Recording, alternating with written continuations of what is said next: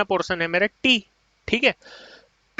भाई यही थिकनेस हमारा यहाँ पर भी तो आएगा, यही थिकनेस हमारा यहाँ पर भी तो आएगा। बेसिकली मैं क्या कर रहा हूँ, आपको डायमीटर और थिकनेस के टर्म में एक रिलेशन बता रहा हूँ, जिससे कि आप स्मॉल डी की वैल्यू को निकाल सको, ठीक है। कुछ ना कुछ तो रिलेशन होगा इनका आपस में, तो उसकी वैल्यू को आप निकाल सको, ठीक है। तो यहाँ पर मैं फिर से लिख दिया टी, ठीक है। तो यहाँ पर दो थिकनेस है मेरे पास, दो थिकनेस है, ठीक है। थिकनेस एक ही है, पर शो करना चाहूँ तो मैं दो जगह कर सकता हूँ। अब आप एक चीज सोच करके देखो, डायमीटर आप कहाँ से कहाँ काउंट करते हो? इस पॉइंट से लेकर के इस पॉइंट तक के, जो मैं रेड कलर से शो कर रहा हूँ, जो मैं रेड कलर से शो कर रहा हूँ, एक और बार करके दिखाता हूँ, यहाँ से लेकर के यहाँ तक के आपका डायमीटर कहलाता है। कहाँ से कहाँ तक? यहाँ से लेकर के यहाँ तक आपका डायमीटर कहलाता है, ठीक है।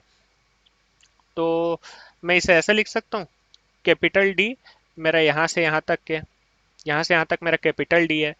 तो अगर मैं इसे लिखना चाहूँ तो मैं कैसे लिख सकता हूँ, वो आप मुझे बताइए।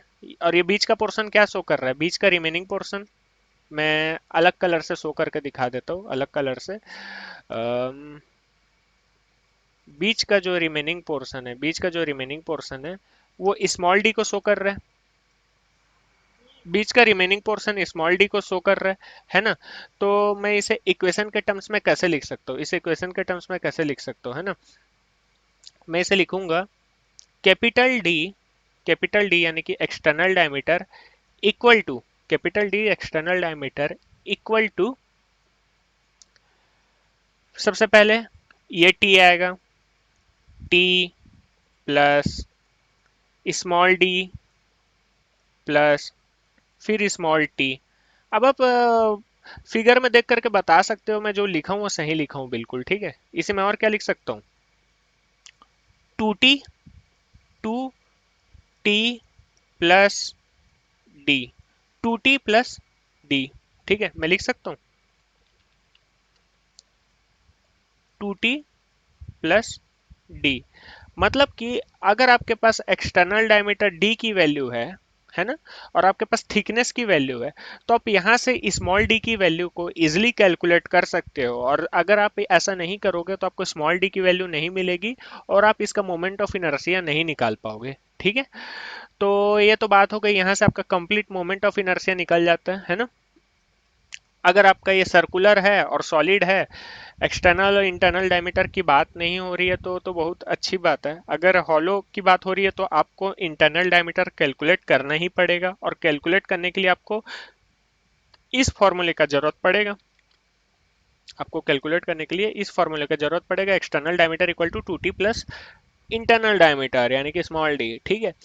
तो यहाँ से आपका मोमेंट ऑफ इनर्शिया निकल जाएगा, ठीक है। और अगर रेक्टेंगल की बात हुई तो रेक्टेंगल का तो रेक्टेंगल के केस में, रेक्टेंगल के केस में मैंने आपको दो फार्मूला बताया, एक X moment of inertia about X axis and moment of inertia about Y axis. तो दोनों में से मिनिमम जो भी वैल्यू आती है आपको उसको पुट करना है इस फॉर्मूले में, ठीक है। तो हम लोग एक बार और रिपीट करते हैं, ये जो आपका इफेक्टिव लोड का फॉर्मूला है, ये जो आपका इफेक्टिव लोड का फॉर्मूला है, उसमें पाई के लिए तो आपको कुछ नहीं करना है, पाई की तो वैल्यू आपके पास होती है, ठीक है। मॉडुलस ऑफ इलास्टिसिटी अगर आपको नहीं दी हुई है तो आप खुद कंसिडर करोगे, जैसे 210 गीगा पास्कल, ठीक है। अपने हिसाब से कंसिडर करके बना सकते हो अगर नहीं दिया है तो, ठीक है। आई मिनिमम, आई मिनिमम में आप वो पुट करोगे जो मोमेंट ऑफ इनर्शिया आपका मिनिमम आया है, वो मोमेंट ऑफ इनर्शिया को पुट करोगे। अगर moment of inertia about X axis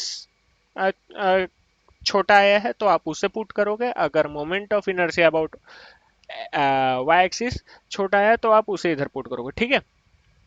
उसके बाद जो नीचे में आप देख सकते हैं एल ई, एल ई क्या होता है? इफेक्टिव लेंथ होता है। एल ई क्या होता है? एल ई क्या होता है आपका? Effective length, effective, L E is called effective length.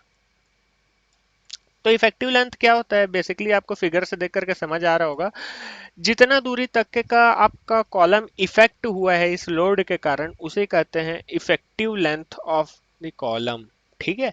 तो तो आपका जो कॉलम है बहुत लंबा सा होता है कॉलम, ठीक है। Vertical member is called column.